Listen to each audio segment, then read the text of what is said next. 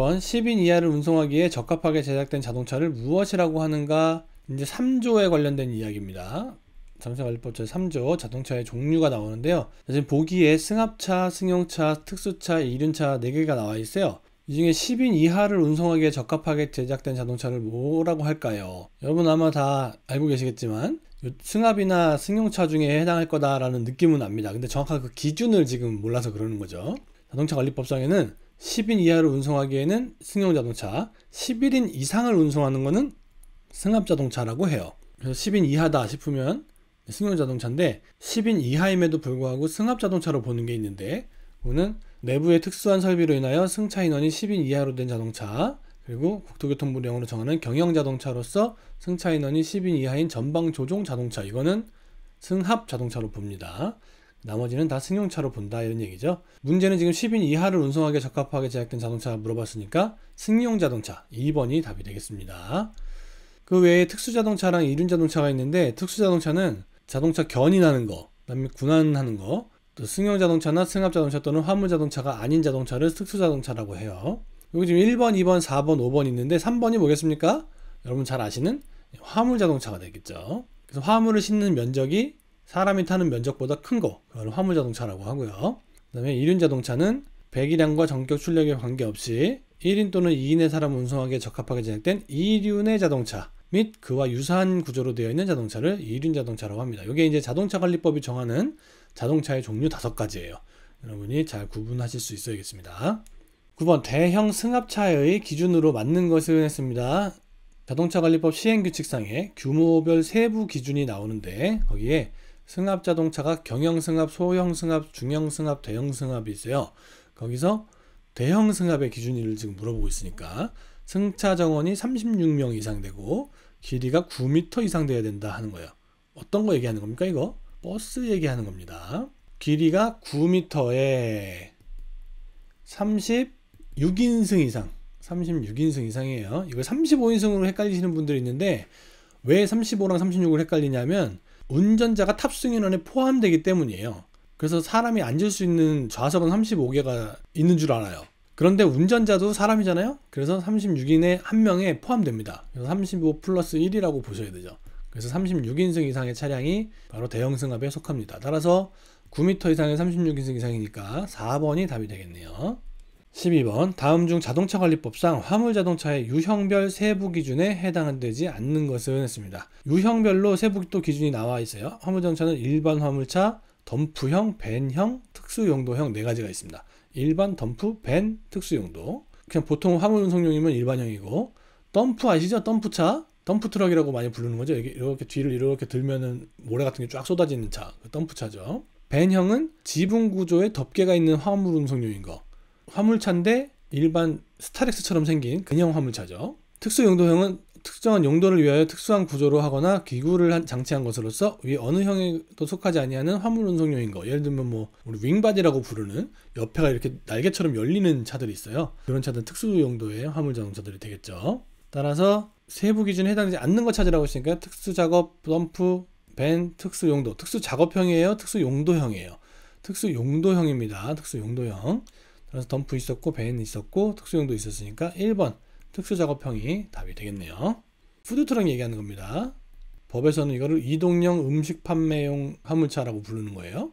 이 차 바닥면적 기준이 얼마겠습니까 하는 거죠. 원래 화물자동차는 화물을 실을 수 있는 면적이 최소 2제곱미터 이상을 면적을 가져야 되거든요. 근데 경형 화물자동차면서 이동용 음식 판매 용도인 경우, 즉 경형이면서 푸드트럭이면 0.5제곱미터 이상만 갖추어도 됩니다. 푸드트럭인데 경형 화물차면요, 사실 2제곱미터라는 공간 자체가 나오질 않아요. 여러분 보셨겠지만 그 앉아있는 분이 되게 좁게 앉아있잖아요.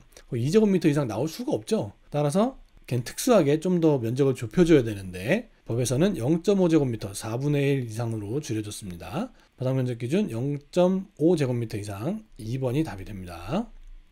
20번 제작연도에 등록된 자동차의 차량 기산일 기준은, 이거 한문으로 되어 있다 보니까 지금 말이 어려운데, 제작연도, 차를 만든 연도에 등록된, 그 연도에 등록됐대요. 그 자동차의 차량, 자동차의 나이를 말하는 거죠. 나이의 기산일, 시작하는 날, 뭐를? 계산을, 계산을 시작하는 날 기산일이라고 해요. 한글로 풀어서 설명하면 자동차를 만든 연도에 그 해에 등록한 자동차의 나이는 언제 계산을 시작하는가 하는 거예요. 예를 들어서 2025년 5월에 차를 만들었어요. 그래서 등록을 했어요. 언제? 2025년 6월에 등록을 했어요. 그러면 이 차 나이 몇 살입니까? 이런 얘기거든요. 볼게요. 이거는 시행령 3조에 보면은 그 기산일을 정하는 기준이 나와 있는데 두 가지예요. 제작년도에 등록이 된 차는 최초의 신규 등록일이 생일이에요. 말 그대로. 근데 제작년도에 등록되지 아니한 자동차는 제작년도의 말일을 그 생일로 합니다. 촬영 기산일이죠. 따라서 이 2025년 5월에 만들어서 2025년 6월 5일 날 등록을 했어요. 그러면 이 촬영 기산일은 2025년 6월 5일이 되는데 이걸 안 했어요. 그럼 어떻게 돼요? 끝까지 가서 12월 31일까지 등록을 안 했으면 25년에 만들었으면 언제 만들었든지 간에 12월 31일까지는 무조건 등록이 된 걸로 본다는 거예요. 그러니까 12월 31일이 제작년도의 말일이기 때문에 이때 촬영 기산일로 본다 하는 거죠. 제작년도에 등록된 자동차의 촬영 기산일이기 때문에 등록이 된 거예요. 그러면 언제가 그 차의 생일이에요? 등록한 날, 그죠? 최초의 신규 등록일, 요게 생일이 된다. 촬영 기산일이 된다. 4번이 답이 되겠습니다. 32번 다음 중 이전 등록의 신청 기간이 다른 것은 했습니다. 이전 등록은 차서 이전이 될 수가 있고 중고차처럼 상속을 받는 경우가 있어요. 아버지가 모시던 차인데 아버지가 돌아가셔가지고 그 차를 상속받아야 되는 경우, 이런 것도 있죠. 또 아버지가 돌아가시기 전에 내 아들한테 줄게요 와서 그냥 이렇게 주는 경우 있죠. 그건 증여죠. 뭐 아버지가 아들한테 주든지 친구가 나한테 줄 수도 있고 주는 거, 이거 증여한다고 하죠. 그 다음에 그 밖의 사유로 소유권이 이전되는 경우, 이런 것들까지 다 다양한 이전 사유들이 있는데 각각이 다 기간이 달라요. 볼까요?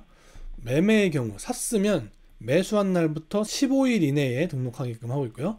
증여, 그냥 받은 거예요. 물건을 받았어요. 그러면 증여받은 날로부터 20일 이내에 이전 등록을 해야 되고, 또 상속, 돌아가셔가지고 상속으로 차를 받는 경우, 그때는 상속 개시일이 속하는 달의 말일부터 6개월 이내에 해야 됩니다. 왜냐하면 상속은요, 장례도 치러야 되고 또 상속세도 내야 되고 해야 될 일이 많아요. 그 차 관련해서.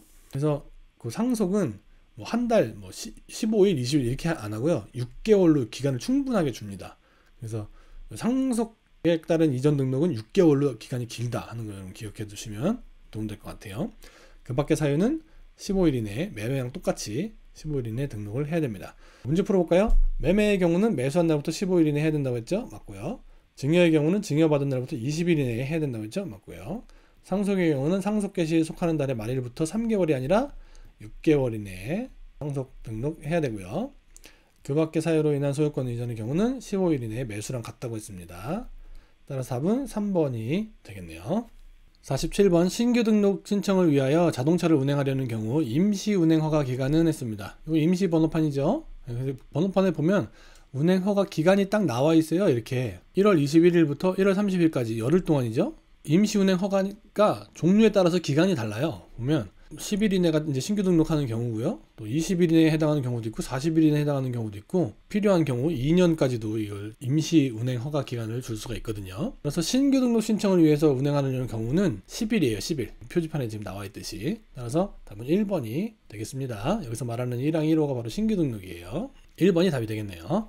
50번 자동차관리법상의 자동차 부품이 아닌 것은 부품 아닌 거 찾아볼게요. 부품은 또 법에 14가지가 나와 있어요. 당연히 이것도 외우기 어렵겠죠. 부품인지 부분인지 보고 판단을 해야 됩니다. 창유리, 유리 하나의 부품이죠. 또 후부 반사기 이런 것도 하나의 부품이고 반사띠 이런 것도 부품인데 A필러 있죠. 차 운전석 앞에 이쪽에 기둥 같은 거 그게 이제 A필러인데 그거 부품입니까? A필러가 하나의 부품으로 이루어진 건 아니잖아요. 철도 있고 플라스틱 커버도 있고 뭐 되게 여러 가지 있잖아요. 따라서 그거는 A필러는 하나의 부품이라고 볼 수가 없어요. 따라서 요거는 3번이 답이 되겠습니다. 필러는 자동차의 한 부분을 말하는 것이죠.